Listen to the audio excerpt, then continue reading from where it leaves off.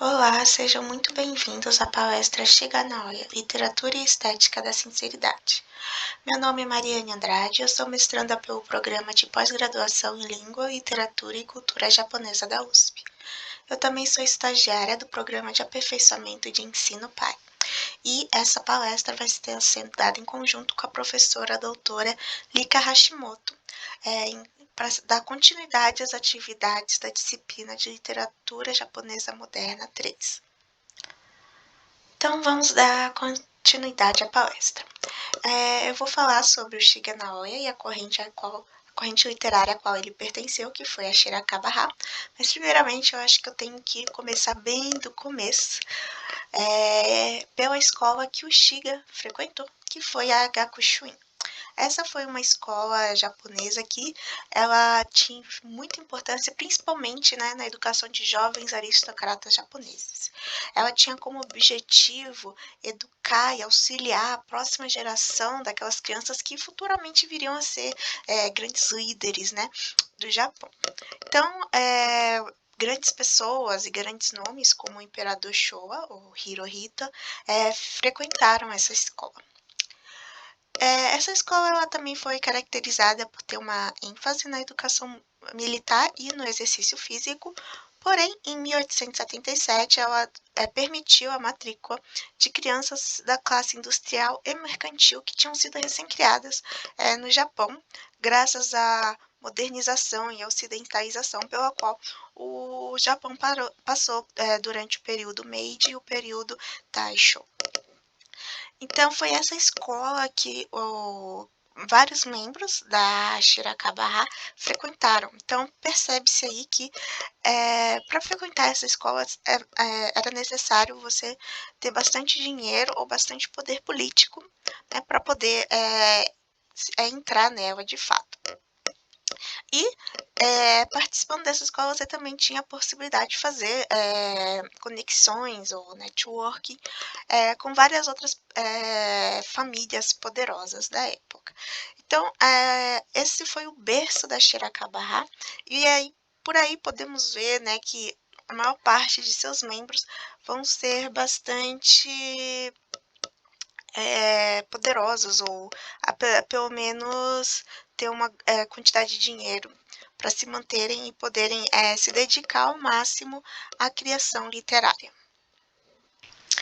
Temos aqui então a Shirakawa-ha. O Ha no final dessa corrente, o último kanji, se refere a uma corrente de pensamento ou facção. Então, o nome da corrente em si seria somente Shirakawa, que significa Bétula Branca. Essa corrente teve como um grande foco a aceitação da condição humana, o individualismo e o humanismo. O Shiga é este que está na segunda fileira, da esquerda para a direita, o segundo. Então, essa corrente teve como grande foco também a introdução no Japão de obras ocidentais, com grandes autores como Tolstói e Van Gogh. Então, podemos perceber que ela não se limitava somente à produção literária, mas também dava atenção às artes plásticas também.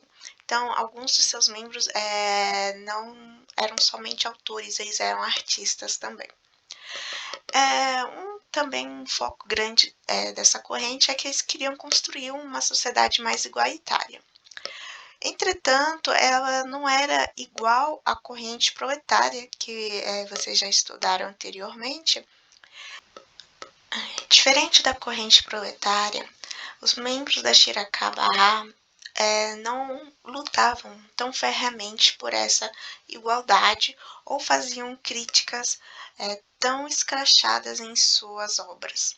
Os membros da corrente proletária eles foram perseguidos e muitas vezes presos, e talvez muitos até mortos, por seus ideais, e continuavam também fazendo atividades políticas também em sua vida. Os membros da Shirakawa, embora eles quisessem uma sociedade mais igualitária, eles expressavam isso de modo diferente em suas obras, de modo mais sutil. Mas nem por isso eles também fizeram absolutamente nada em relação a tentar mudar a sociedade. O primeiro membro da primeira fila se chama Mushanoko Saneatsu, e ele teve também uma ideia, né, de construir a- uma vila nova, que aí deu o nome de Atarashiki Mura. Nessa vila ela teria que ser autossuficiente, né? E aí ele quis criar, né, os seus ideais de fazer arte, de trabalhar fora da sociedade e de todos os problemas que havia nela. Essas vilas até que deu certo por algum tempo, mas infelizmente ela não conseguiu se manter autossuficiente, mas ela ainda existe até hoje. Outros membros dessa corrente também tentaram, né, cumprir por essa causa de igualdade e doaram ou se desfizeram de suas propriedades. Isso também veio como consequência das duras críticas que essa corrente sofreu, já que muitos achavam que como eles vinham de classes mais abastadas, eles não sabiam do que estavam dizendo, ou que eram muito ingênuos para saber como que a sociedade realmente vive, e que se eles realmente queriam uma sociedade igualitária, eles deviam mostrar, né, a que veio, mostrar que realmente acreditam nisso. Então, alguns de seus membros também doaram muitos de suas terras, que nem o Arishima Takeo. Agora nós vamos falar um pouquinho sobre as diferenças entre o naturalismo e a corrente Shirakawa. Elas têm muitas similaridades, mas aqui eu vou focar nas diferenças para que fique mais claro no entendimento de vocês. Então, o naturalismo aí retratava mais o lado obscuro da sociedade, muitas vezes com confissões sórdidas pessoais, como adultério, pensamentos ruins contra as outras pessoas, falta de apoio à família, e também eram escritos principalmente por autores de meia idade que não tinham mais tantas esperanças para o futuro. E em algumas dessas obras a gente pode ver também um dos elementos do naturalismo europeu, que é a objetividade científica. Mas lembrando, né, que o naturalismo, aqui que eu estou falando, é o naturalismo japonês e não o naturalismo europeu, então eles têm suas próprias características. Já a Shirakawa, ela tinha mais uma postura positiva com relação à vida, e pensava, como eu já havia dito, em uma construção de um futuro melhor. A maior parte dos seus escritores eram jovens e tinham ainda muitos sonhos, esperanças de que, né, a sociedade pudesse mudar e via ser algo melhor para todos. Eles também haviam mais umas. Enquanto o naturalismo ele criticava os impulsos humanos, a Shirakawa tinha uma outra pegada. Eles queriam fazer uma aceitação de toda a condição humana, inclusive do desejo sexual. Então, enquanto havia um teor de culpa no naturalismo, isso já não é tão grande na Shirakawa, mesmo quando há confissões que sejam semelhantes àquelas que havia no naturalismo. Vamos falar um pouco agora sobre o Shiga propriamente dito.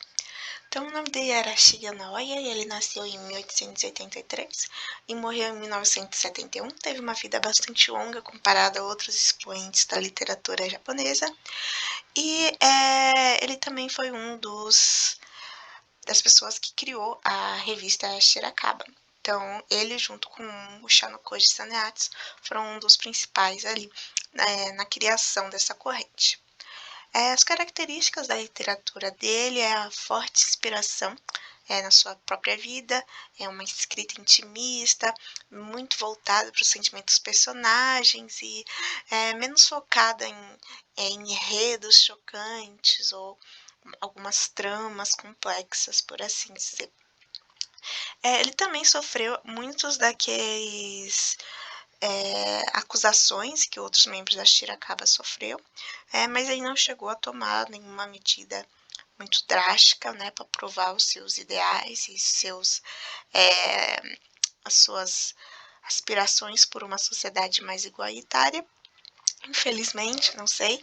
Então, as acusações que ele recebeu continuaram, principalmente pelo Dazai, que via em suas histórias, né, no que o Chico escreveu, as ideias de alguém de uma classe abastada que está protegido de grande parte das mazelas da vida e, portanto, não tem um espaço de fala, por assim dizer, para retratar as desigualdades sociais. Aqui eu trouxe uma foto dele um pouco mais velho, mais no final da vida. E aqui eu falo um pouquinho mais, né, de outros pontos da literatura dele. Ele tinha uma busca muito grande pela sinceridade, e isso é algo que ele expressava abertamente. Então, ele queria uma literatura sincera. Então, ele buscava não só ser sincero aquilo que tinha ocorrido de fato, mas também ao modo como ele pensava. Então, ele procurava retratar esse modo de fala japonês moderno, de uma classe um pouco mais alta. Assim, a gente pode ver isso retratado em sua literatura. Então, aí nós temos uma linguagem mais simples, né, como se os pensamentos tivessem sido transmitidos para a tela com um mínimo, né, de intervenção, uma conservação de detalhes e sua escrita, muitos dizem que ela é autobiográfica, mas não é autobiográfica, que nós temos que ver que ela é ficcionalizada em certa medida, né, porque o autor sempre tem, a não ser que esteja escrevendo uma autobiografia mesmo, mas o autor sempre tem um objetivo com aquilo que ele está escrevendo e não podemos deixar de procurar isso nas ficções do Shiga.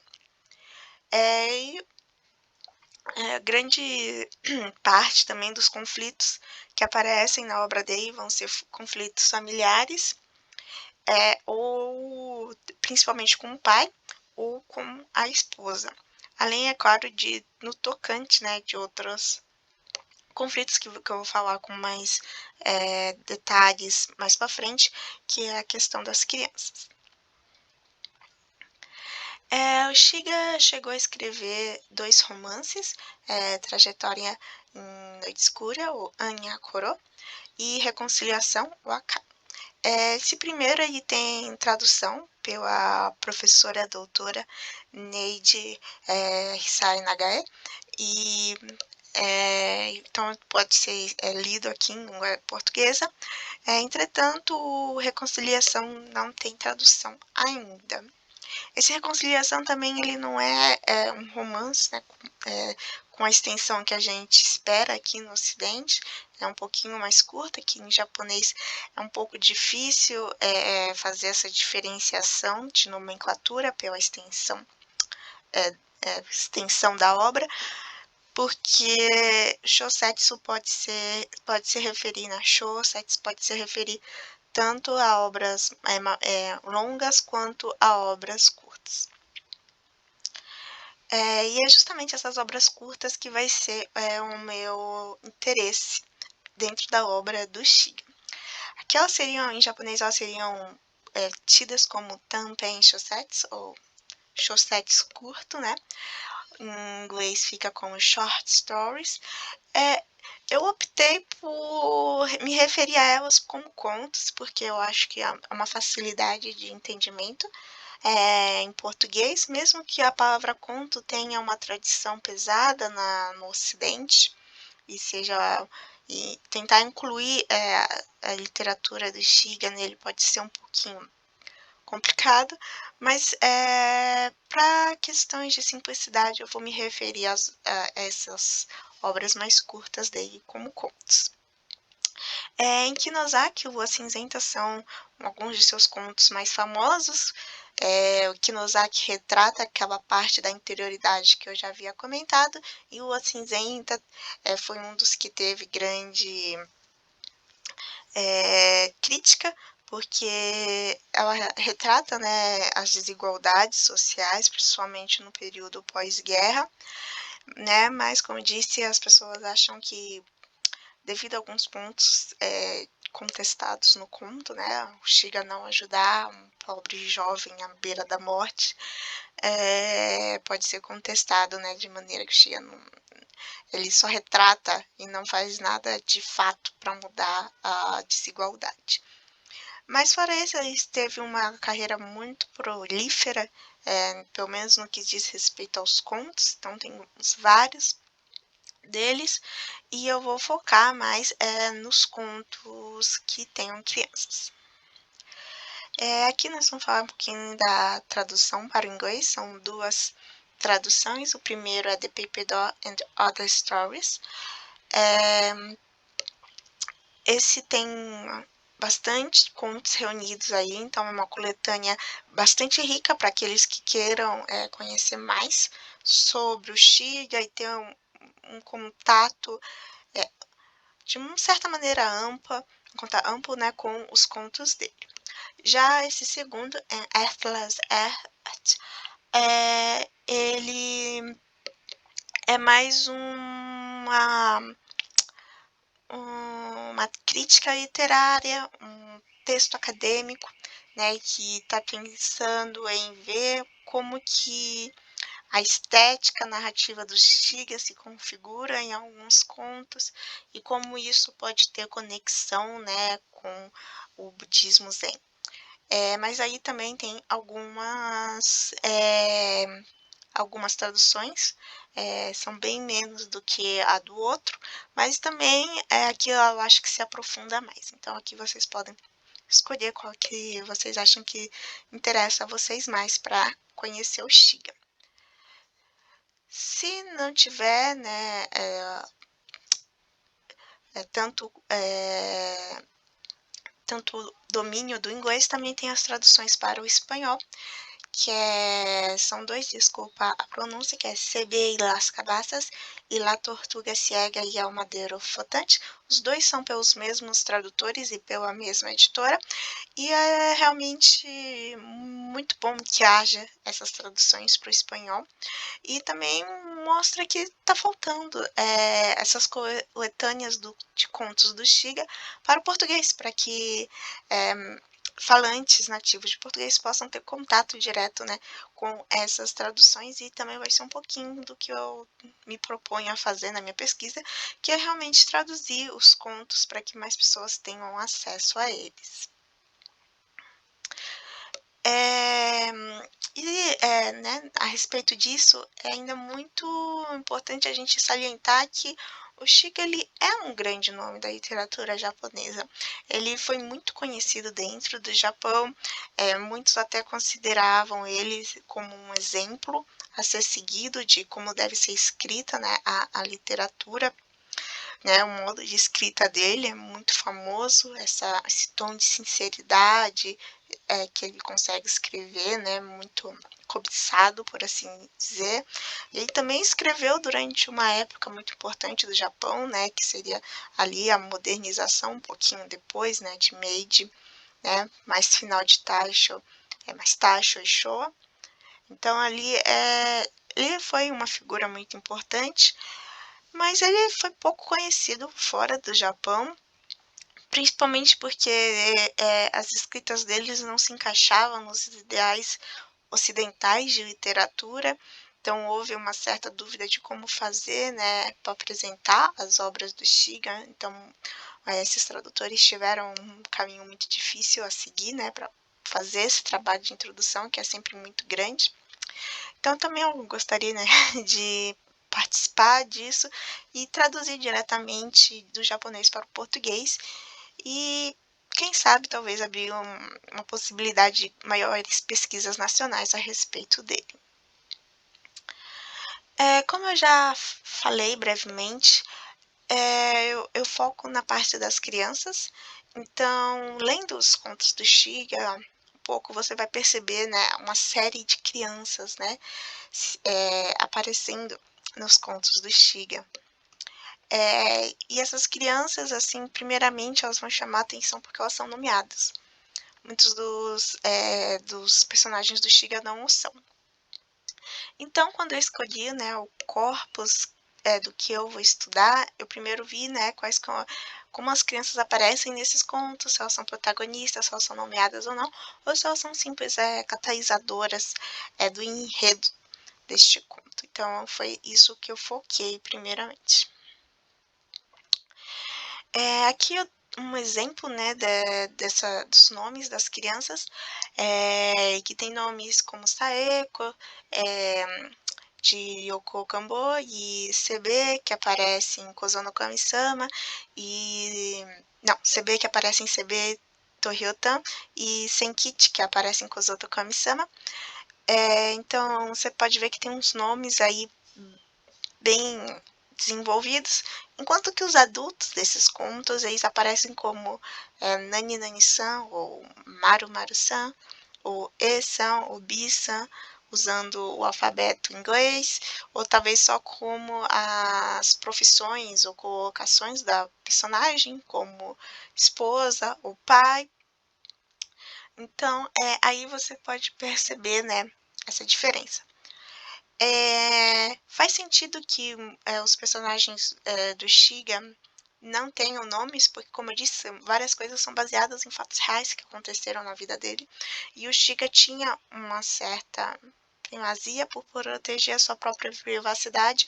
Então, a depender, ele protegia a si mesmo, que nem esse Maru Maru-san poderia ser o Shiga, ou a proteger, né, as outras pessoas que aparecem. Então, não dar nomes para elas fazem sentido. Então, por isso que as crianças serem nomeadas faz esse estalo de por que será. E a tese minha é que elas têm uma maior grau de ficcionalização e que elas vão servir para passar, né, a mensagem que o conto deseja passar.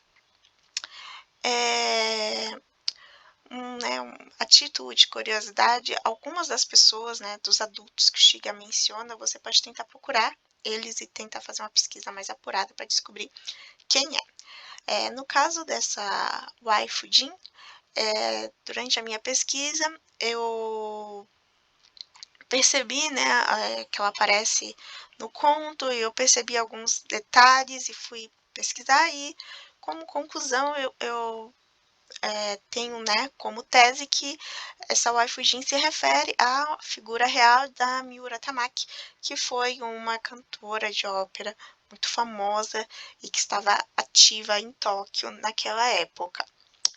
E eu meio que tive uma confirmação, né, dessa minha tese, porque, né, o Shiga realmente era grande fã dela e escreve sobre a morte dela no seu escrito Miura Tamaki no Shi. Aqui eu vou, né, falar um pouquinho das minhas bases, por que eu quero, né, estudar as personagens infantis, essas crianças, e como que elas aparecem no conto. Eu vou usar o Takahashi, de 1995, e ele diz que as crianças é um tema ou motivo que aparece, e que o Shiga já desde o começo, né, de sua carreira já vem aparecendo em seus contos. E, né, para você analisar uma dessas crianças, primeiro, né, melhor você pensar elas dentro de uma linhagem de crianças que se sucedem uma após a outra nas obras do Shiga. E ele também diz que, embora, né, muitos críticos estão conscientes, né, desse tema, desse motivo, muitos deles ainda não pensaram tão profundamente no assunto como deveria, né? E é isso que eu quero fazer. Eu quero, né, me aprofundar neste assunto e ver como é que essas crianças estão trabalhando dentro dos contos do Shiga. Na minha pesquisa prévia, no caso a minha pesquisa para o meu TGI, eu traduzi 2 contos, que foi CB e as Cabaças, ou CB Toryotan, e O Deus do Menino, ou Kozo Kami-sama.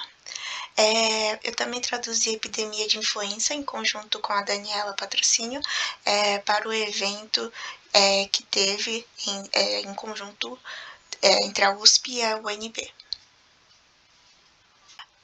Aqui eu dividi esses 3 contos em 2 categorias, um em que as crianças aparecem como protagonistas e outro em que as crianças aparecem como catalisadoras. Quando elas aparecem como protagonistas, a gente vê mais, né, das opiniões, dos sentimentos das crianças, e a gente vê pela trajetória delas durante o conto o que, né, tá tentando ser dito, né, o que esse grau de ficcionalização, qual que é o objetivo dele. Os 2 protagonistas desses 2 contos, tanto de Sebeto Ryotan e Kozo Kami-sama, vocês veem que tem uma trajetória parecida. Vou falar um pouquinho disso mais pra frente, daqui a pouco. E Sebe é o único personagem nomeado no seu conto, e o Senkichi é um dos únicos também, embora ele divida o seu protagonismo com o personagem Esan, mas o Esan ele ganha somente uma letra, enquanto o Senkichi ganha um nome. E embora a interioridade do Esan seja bastante explorada, nós vemos que a parte que retrata realmente uma crítica da sociedade que possa ser lida neste conto é realmente o Senkichi. Então é ele que está fazendo essa mostrando o que está por debaixo dos panos, por assim dizer. É ele que dá essa brecha para fazer essas críticas ou essas interpretações literárias da escrita do Shiga. Já as crianças catalisadoras, elas não são protagonistas, mas elas que dão o estopim, que dão aquela faísca inicial para o conto aparecer. São elas que fazem com que o protagonista perceba alguma coisa que esteja errada, ou que o protagonista se envolva na ação de certa maneira, ou tenha algum interesse a mais no que esteja acontecendo ao seu redor. Então, as crianças catalisadoras, elas não são protagonistas mais. São protagonistas, mas na epidemia de influenza, a criança que aparece, nomeada, que é a Saiko, que eu já havia mencionado, ela é um estopim para a ação, né, do conto, a ação que acontece mais internamente do personagem, né. O personagem fica muito querendo proteger, né, ela da gripe, né, da pandemia que está acontecendo, no caso de gripe espanhola. Então, acho que como a gente passou pela Covid, a gente consegue entender, né, tentar proteger os mais frágeis, né, desse tipo de coisa. Daí, ela vai fazer esse estopim, e eu vou pensar, né, em outras crianças que também agem dessa maneira, né. Então, vai ser uma das partes da minha pesquisa também. Agora, Sebeto Ryotan, acho que, não sei, spoilers de conto para vocês que não conseguiram acabar lendo, mas o que acontece aí é que você consegue ver muito do Shiga dentro do CD. Ele está tão ávido por alguma coisa, ter tanto ímpeto para fazer o artesanato dele com as ryotans, e daí ter um pai que não está dando o empenho que ele poderia ter, e realmente cortando essa paixão que ele sente e barrando que ele prossiga, né, nesse caminho. Então aqui você vê assim, um pouquinho do Shiga aparecendo dentro do CD, e daí no final do conto, quando acaba, né, o CD, quem leu pra frente, né, deve saber que acaba o CD ficando desistindo, né, do seu sonho e procurando um sonho no outro. Pode passar. E o segundo foi esse, o dos meninos. O enredo, pode me clicar mais uma vez? Mais uma vez.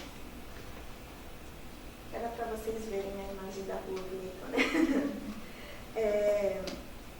O enredo dele é entre o Esan e um menino chamado Senkichi. E os encontros e desencontros desses dois O conto se passa em Tóquio e esse menino numa loja de sushi, e ele é um menino pobre tentando comprar um sushi mínimo para ele. E ele tinha juntado um dinheiro, e quando ele vai lá para comprar, o preço do sushi tinha aumentado, não dava mais, né? Então já tinha ali naquela época uma certa inflação acontecendo. E daí o Essan, sendo de uma classe abastada, né? Então daí que a gente pressupõe que seja, né, um pouquinho da cara do Shiga se mostrando, né? Tem muitas pessoas que dizem, né, chegam a ser categóricos que isso realmente aconteceu e era o Shiga, né? Ele realmente viu um menino na loja de sushi, e daí que baseou o ponto, não dá para ser categórico nisso. E só que na hora, né, dele fazer essa boa ação de dar o sushi para o menino, ele não faz isso assim de uma maneira linear, né? Ele dá toda uma volta para fazer isso, porque ele está com tanta timidez, ele não quer comprar o sushi para o menino ali naquela loja. Então, deixa o menino ir embora, daí encontra por acaso o menino novamente, daí então novamente chama o menino para dar o sushi para ele, daí quando chega numa loja, ao invés de comer com o menino, aí simplesmente deixa lá muito dinheiro, né, com a dona do estabelecimento, e vai embora e deixa o menino comendo sozinho. E essa timidez dele é tão extrema que ele dá um nome falso para o menino, e o menino trabalhava de aprendiz em uma loja, na loja ele também deixa um endereço falso para o menino. E, assim, o ponto principal desse conto, né, para o Essan, é que mesmo tendo feito algo bom, ele ainda se sente mal por dentro. Isso é o que faz ele se sentir bastante mal. Então, ele não se sente bem pela boa ação. E aí que entra a cantora que vocês acabaram de chegar, que aí vai no coral dela, né? E no Ongakukai. E com o canto poderoso dela, ele se sente completamente melhor e bem, e já tá tudo certo.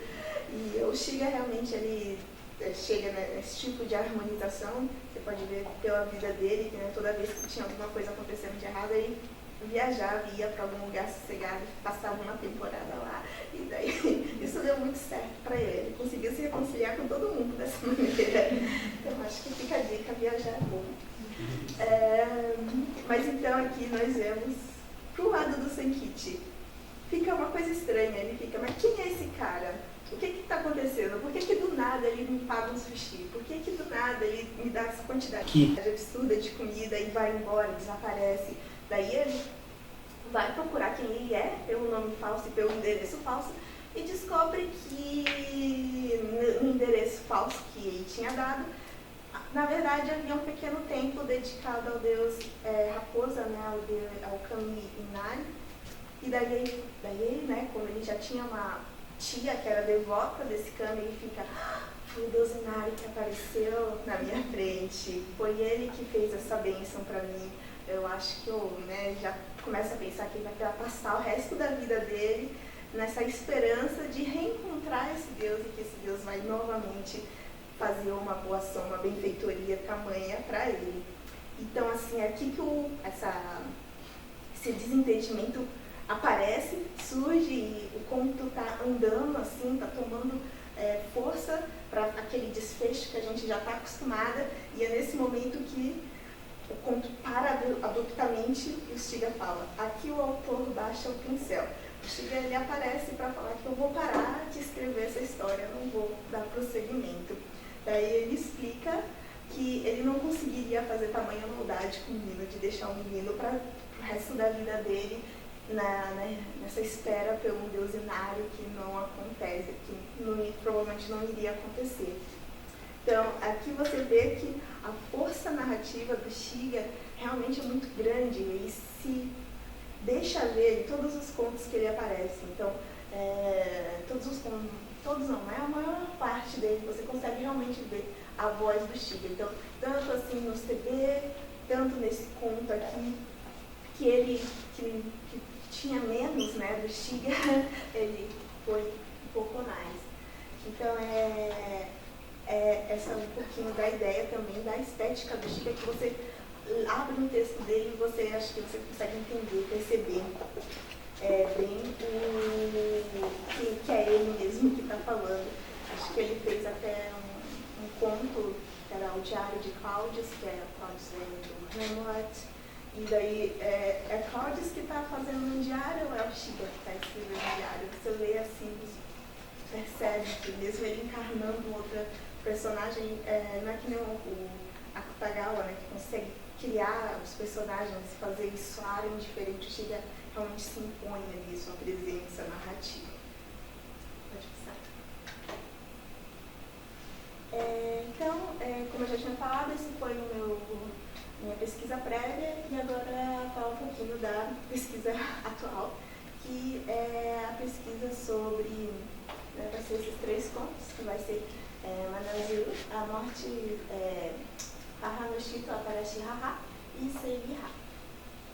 Foram esses 3 pontos que eu decidi me aprofundar na pesquisa, e esses 2 primeiros, eles se encaixam naquele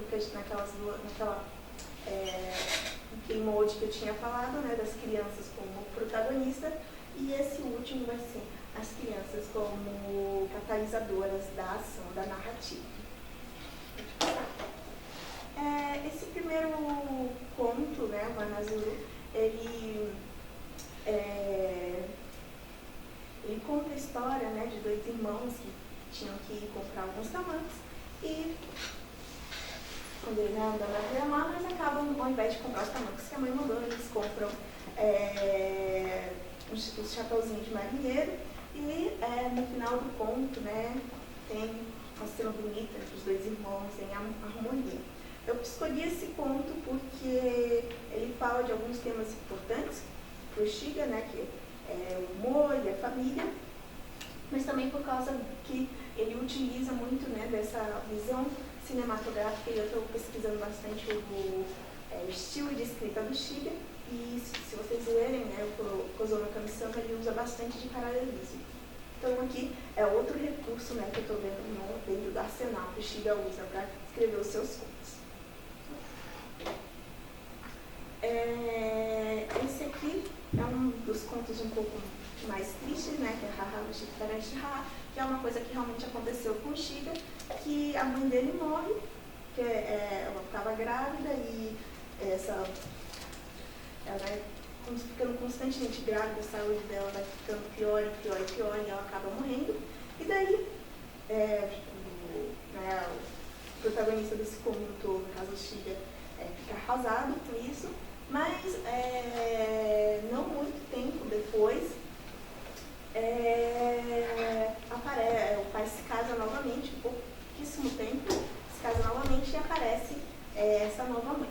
E como eu disse, o foco do Xiga é a harmonia, então o protagonista não se sente mal pela presença dessa nova mãe, pelo contrário, ele se sente feliz, eu tenho uma nova mãe, né, que felicidade, que bom, ele tenta proteger ela, né, e ficar, né, a parte, né, junto com ela. Só que, né, conforme várias desavenças acontecem com todos os personagens, essa nova mãe, ela também, né, fica grávida, né, por várias e várias vezes, e em decorrência disso ela também começa a ter a saúde fragilizada, né, e apesar de ser jovem, começa a ficar tão mal quanto a mãe do Xiga tem. Então vocês já viram que é um pouquinho dessa ideia circular aparecendo, né, nas histórias do Xiga, que nem no CB do Ryotan.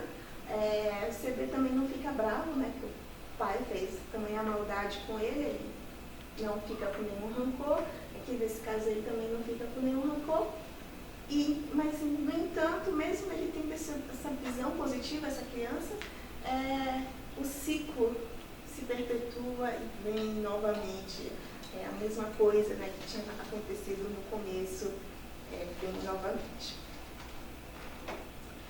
Esse terceiro aqui, como eu disse, é as crianças como catalisadoras, e aqui, no caso, foi uma criança que foi atropelada, né, por um trem em uma estação aos arredores de Tóquio.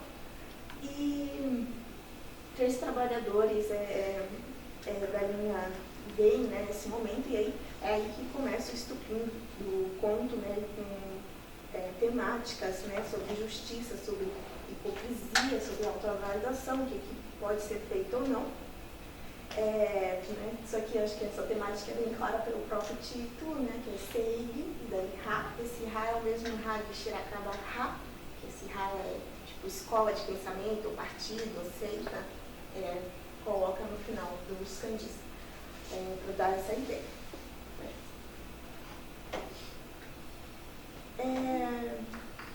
Então, a minha metodologia de pesquisa é analisar essas crianças, né, para comparar a trajetória de cada uma delas dentro de seus próprios contos, né?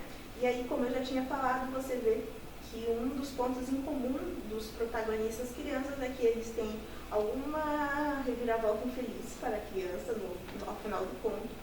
Eles têm pouco entendimento da vida adulta, eles normalmente sofrem pressão de uma força maior, principalmente dos adultos, e eles têm tipo uma efemeridade, né, da compreensão infantil, que tudo logo é perdoado, e eles tentam sempre, né, priorizar o que é importante de verdade e ter essa resiliência forte que elas têm. Então você pode ver isso no Kozano Kami-sama, que ele é pobre e acontece essa coisa boa com ele, mas ele sempre está feliz, eu vou esperar novamente, o Kami vai vir de novo, e você vê, eu perdi o meu sonho, eu vou pegar outro sonho, eu vou conseguir, né, da Hanashi, que minha mãe morreu, mas eu não vou deixar isso me abalar, eu vou de novo, né?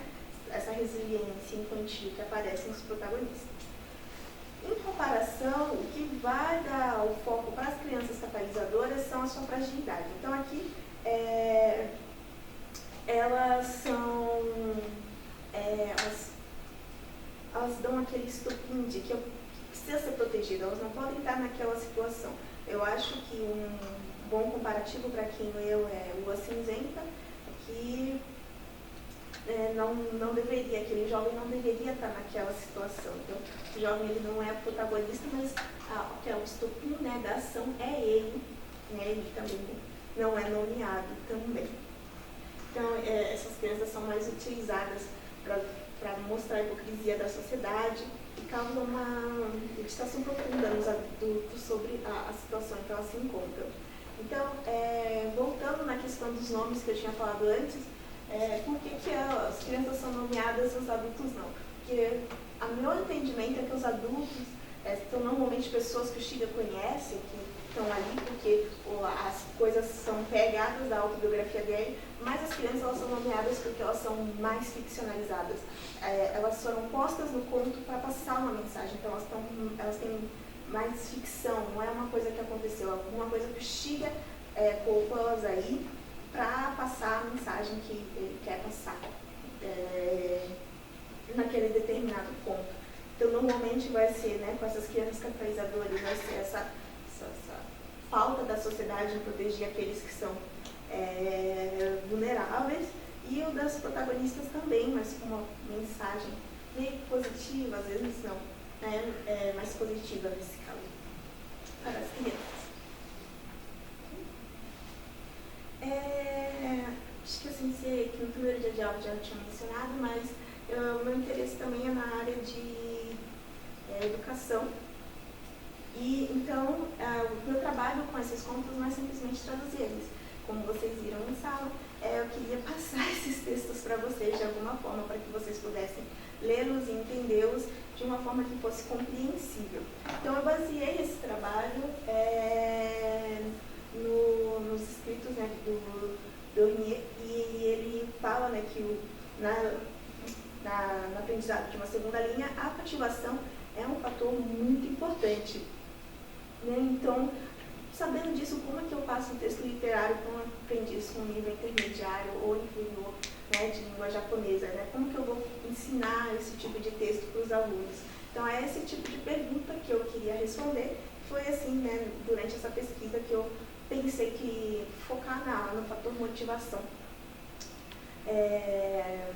para criar esses apoios de leitura que eu passei para vocês, né? Vou falar mais detalhadamente o que eu pensei com eles. Tá?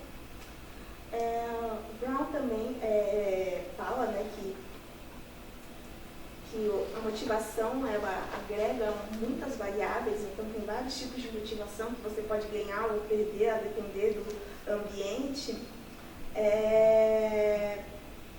Mas um deles, né, que você ter um texto, você ter um material muito acima do nível que você tem, muito abaixo do nível que você tem.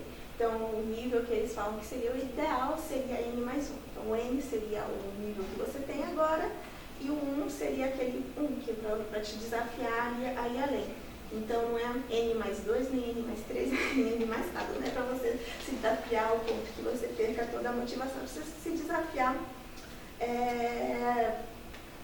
para você conseguir ir um pouco mais além, né? Para ser alguma coisa ainda engajante ao ensino de língua. Então, com isso em mente, eu pensei, estudando o Xiga, eu pensei, mas o Xiga não se presta a isso? Porque, não sei se vocês tentaram ler algum dos outros textos, do Isaac, por exemplo, Chico também, é muito difícil, porque eles usam muitos termos muito complicados, uma escrita muito mais rebuscada, com várias palavras, né, às vezes bastante técnicas, a Toshiko com todos os detalhes de roupas, todas as estampas têm um nome específico e você tem que ir atrás de tudo isso para minimamente entender o que está acontecendo. E o Xiga, como vocês viram, não.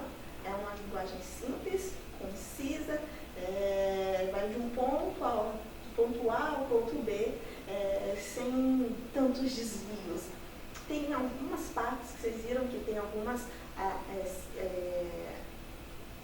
sentenças, né, que tem as adjetivas ali, que você teria que ler, né, de tudo para trás, que pode dar uma complicação, mas no geral não é assim que o texto se dá. Você não tem que sair tanto em busca de coisas fora do texto para você compreender aquele texto. Então esse foi esse meu pensamento. O Xiga se presta ao ensino de língua japonesa. Então olha que maravilha que dá para ensinar literatura japonesa e japonês ao mesmo tempo, e foi um pouquinho dessa a ideia. Um pouquinho essa ideia. Então, dessas representações sucintas que o Xiga tem, e ele tenta colocar assim, o mínimo possível do assunto e remove todo o resto das telas. Então, se vocês já viram aquelas pinturas tradicionais japonesas, tem várias partes em branco, assim, várias lacunas, e daí tem um desenho, né, botando o mínimo possível ali para chamar o seu olho para aquela parte.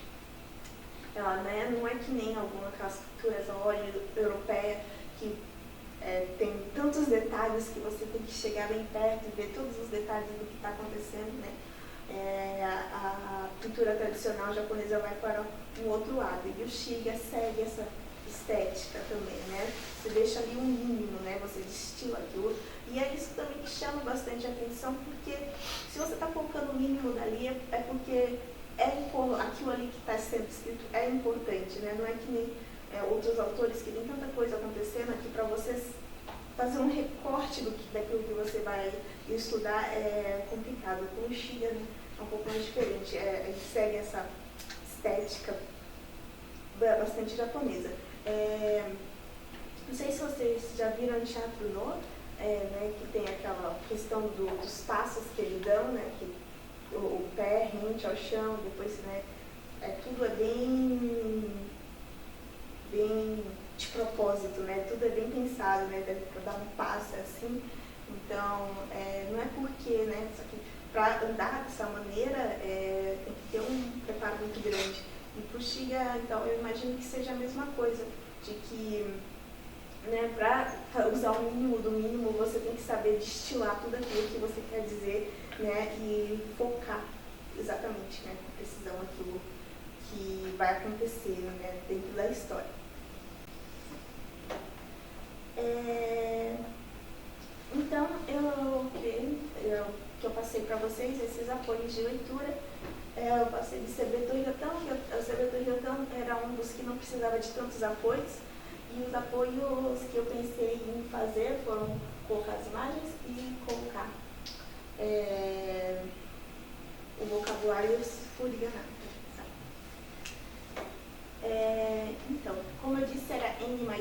mas aí aqui foi a parte que eu vi o problema não é o mais um, o problema é o N. Como saber o N do seu aluno? Então, o N aqui você vai ter que pressupor um certo N. E o meu pressupor, eu pressupus um N de uma pessoa que estivesse entre N4, prestes a pegar o seu N3, né, do JLTT. Então foi esse N que eu pressupus, e todas as palavras que estavam acima desse N, eu coloquei então filigranar e também coloquei essas notas de rodapé por elas, para que o meu objetivo com todos esses apoios é que o aluno tirasse os olhos o mínimo possível do texto, né? Porque toda vez que você tem lendo um texto em japonês principalmente, toda vez que você tem que parar várias e várias vezes o texto. Ah, tem uma palavra que eu não sei, vou pausa e vou pesquisar. Aconteceu uma coisa estranha aqui, será que isso é uma coisa cultural? Vou parar e pesquisar. Tem vários kanjis juntos, isso aqui é um nome ou um lugar? Aí eu vou parar e eu vou pesquisar. E às vezes pesquisar por muito tempo, porque você joga os kanjis no dicionário e não aparece. Vou ter que ir no dicionário de nomes. Não apareceu também, cara, é um lugar. Onde que é esse lugar? E assim por diante, eu acho que isso pode ser bastante desmotivador. Então, por isso que eu pensei em colocar o máximo possível de informação no papel e não dar o texto enxuto para vocês. Também coloquei imagens com as explicações dela ali em cima, vocês podem ver, com explicações que são relevantes, né, ao texto. Como aqui é a Gakushin, que é bem tópico, aí é a mesma imagem que ela aparece no texto. E eu acho que vocês vão perder, que perde-se alguma coisa, você primeiramente não saber o que é essa Gakushin, ter que pesquisar, e daí talvez nessa sua pesquisa você não saiba que o Shiga passou por ela. Então, parece que a escola está nesse ponto por nada. Então, botar esse tipo de informações dentro do texto, sem que você tenha que tirar os olhos do papel, eu achei que seria importante. E para não deixar o texto tão poluído também, para vocês tirarem, abrir de novo, menos o olho do papel, as palavras que tem uma imagem relacionada a elas, eu coloquei em azul e ali em azul, para que vocês não vissem o kanji ali sozinho, fossem pesquisar, tá a imagem aqui, poxa, eu perdi esse tempo que eu poderia estar lendo, né? Então é tudo para preservar a motivação do aluno. E aqui também, né, eu decidi colocar imagens dos lugares, para vocês terem uma ideia de onde e como se passa o texto. Essas imagens também não foram escolhidas a esmo, eu escolhi elas baseadas no que elas podem, primeiramente, de ser tipo, essa imagem de um local tem que ser essa imagem durante o período que o conto aconteceu, ou perto desse período, se eu não conseguir achar, que às vezes é muito difícil. No caso, eu consegui achar esses cartões postais, mas não é todo lugar que vai ter um cartão postal dessa maneira. E outra coisa que tem que falar um pouco daquilo que está acontecendo no conto. Essa foi uma imagem utilizada para Kozono Kami-sama, e um dos temas desse conto, né, do Deus do Menino, é a modernização do Japão. Então, você tem bondes, você tem pessoas usando roupas ocidentais e várias coisas dessas. Eu queria uma imagem que mostrasse o que é essa modernização, como que é um país rapidamente passando de um estado para o outro. Então, ter uma imagem que tem os bondinhos, pessoas andando de bicicleta, mas uns rickshaws, e daí algumas pessoas com roupas ocidentais, outras pessoas com roupas tradicionais japonesas, kimonos, né, tudo importante para poder ilustrar o que está acontecendo dentro do conto. Também outras coisas importantes que eu falei, né, dentro do conto, que são a ilustração dos termos históricos, porque esses são termos culturais, tanto culturais quanto históricos, que é de difícil entendimento. Normalmente eles têm os nomes específicos para aquilo que está acontecendo. E, por exemplo, esses penjados, cada um deles vai ter um significado diferente, né? A Sensei, na aula dela, né, explicou toda a parte do Momori. Quem é que usava eles? Qual classe? Qual idade? Então, esses penteados normalmente vêm embutidos com algumas ideias, né, que representam a classe, ou o status, ou o jeito que esse personagem está dentro da cultura japonesa. E daqui também o Yasai, para vocês verem, né, algumas coisas que meio que não mudam, né, nessas lojas ambulantes aqui, né, já existiam, né, nesse Japão antigo, de 1900 ou 1800 e alguma coisa, esse tipo de coisa já existia. Então, esses aqui eu também coloco, né, dentro do texto, onde for necessário, com a mesma questão do coisa, dos pontos importantes para o texto. Então, aqui seria às vezes eu coloco também coisas extra textuais, que no caso, no Kozono Kami-sama, ele faz uma viagem para Tóquio, e nessa viagem ele vai, não sei se vocês conseguem enxergar, ele vai de Kanda até Ginza. E daí, normalmente eu pego, né, ponho essa foto, né, no mapa antigo, para fazer o ponto ficar um pouquinho, né, mais perto de você, mas também para vocês saberem, né, que se vocês um dia estiverem em Tóquio, vocês podem percorrer exatamente o mesmo caminho que o Senkichi no conto de 1900 e não sei percorreu. Então, isso aí é uma possibilidade também para vocês terem um pouquinho mais de contato com o conto. Eu acho assim que o Shiga ele é muito importante nesse sentido, porque, como eu disse, ele é muito voltado, né, para essa estética japonesa que privilegia, né, esse cuidado com as palavras, esse ideal. E assim, muitas pessoas falavam que o Shiga tinha modo de escrita, ele era exatamente igual ao que o homem de classe alta, médio, pensava. Esse era o jeito que o homem de classe média alta pensava. Então ele meio que tinha o modo japonês de pensar da época dele, ali exposto para nós vermos, né? E essa questão, né, da sinceridade, não é tudo coisas boas, né? Porque muitas pessoas criticaram fortemente essa sinceridade do Shiga.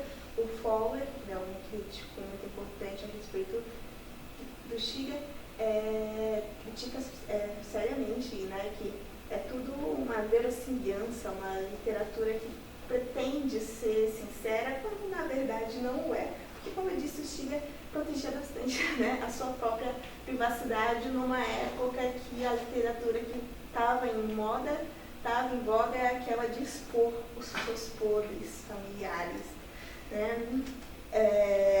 Mesmo a Shirakawa não sendo naturalista, eles ainda estavam falando de sua própria vida.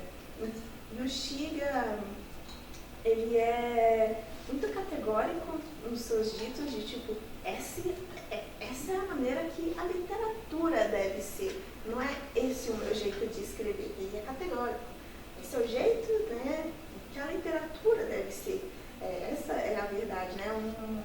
Um dos pontos que vocês viram é que o pai de Shiga gostava de Baquin, o Baquin era um escritor um pouco mais popular, as classes populares, e daí o Shiga, não, isso aí não é escrita, isso não é literatura, do meu jeito, que eu vou escrever, a partir daí é a literatura. E querendo ou não, a sociedade japonesa concordou de certa maneira, né, a não ser alguns expoentes, como o Dazai, que criticou duramente, né, porque aqui eu acho que eu apresentei para vocês uma visão um pouco positiva do Shiga, né, de que o que ele está mostrando nos contos dele, na verdade, é uma crítica à sociedade japonesa da época, mas não era muito assim que as pessoas viam. Porque ele era um homem abastado estavam vendo, é alguém só observando o espetáculo da pobreza, por exemplo.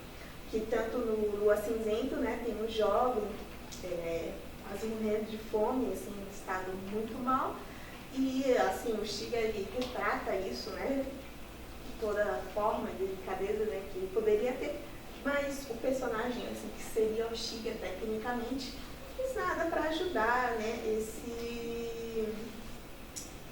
jovem que está mal, né, e no Kozono Kami-sama, o E-san basicamente se transforma num deus para esse menino, sendo que para comprar um sushi para o menino, ele teve que fazer toda uma volta porque ele era assim incapaz de fazer as coisas diretamente. Então, que deus é esse?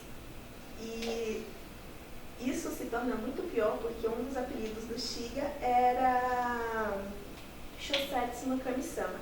É claro que isso enfurecia várias pessoas, e várias pessoas vão tentar argumentar que ele não era, né, esse deus da literatura que os outros estavam falando. Mesmo sendo pesquisadora do Shiga, também concordo que ele não era o deus da literatura, mas eu discordo dos argumentos que esses críticos utilizam, principalmente o Power, porque para você desprovar que alguém seja um deus da literatura, é só você provar que a pessoa é humana. Daí você para por aí, você não precisa fazer esse tipo de coisa, né? Se o seu único objetivo é falar que a pessoa não é um deus da literatura, só prova que ela é humana. Então, é um pouquinho essa ideia que eu queria fazer para vocês, e agora eu vou